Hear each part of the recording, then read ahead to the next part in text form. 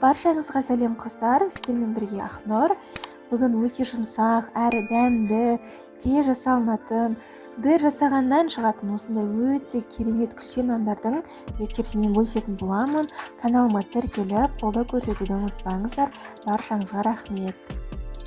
Ең алдымен бір ыдысқа жылы су, жылы сүт, қант, тұз және де дрожжи салып жақсылап араластырып аламыз.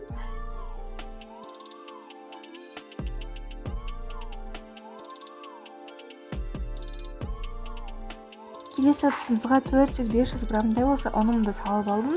Әрине ол сіздің ұныңыздың тығыздығына байланысты. Және де үстіне сары май саламыз. Маргарин болса да бола береді. 10 грамм раздырхителімізді салып, бір-біріне жақсылап араластырып, крошка жасайтын боламыз.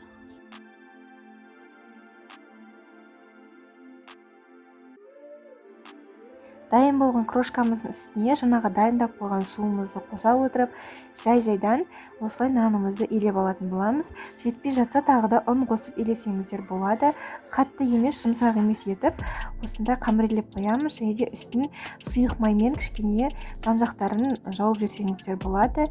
1 сағаттан кейін менің қамырым осылай әдемі болып көтеріліп ашыды.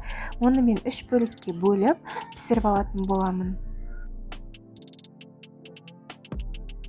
Дүкеннен мүлдем нан сатып алмауға тырысамыз. Үнемі өзімнің осы күлше нандарымды үй ішіме жасап беремін. Жолдасыма, балаларыма дәл осы менің жасаған күлше нандарым өте қатты ұнайды. Күлше нандарымызды осылай өз қалауыңызша жайып алсаңыздар болады. Және де үстіне жұмыртқаны жағып, өз қалауыңызша күңгірт себіңіздер. Қызып тұрған пешімізде 180 градуста 30 минутта пісіріп аламыз. Беті қызарғанға дейін. Баршаңызға ас болсын. Міндетті түрде сіз де жасап көріңіздер. Менің қазақша каналыма тіркеліп кетуді ұмытпаңыздар. Баршаларыңыздан қолдау күтемін. Және де алдағы уақытта өте қызықты, оңай және де сенімді рецепттермен бөлісетін боламын. Баршаңызға ас болсын, нандарыңыз дәмді, үйлеріңіз сәнге толсын.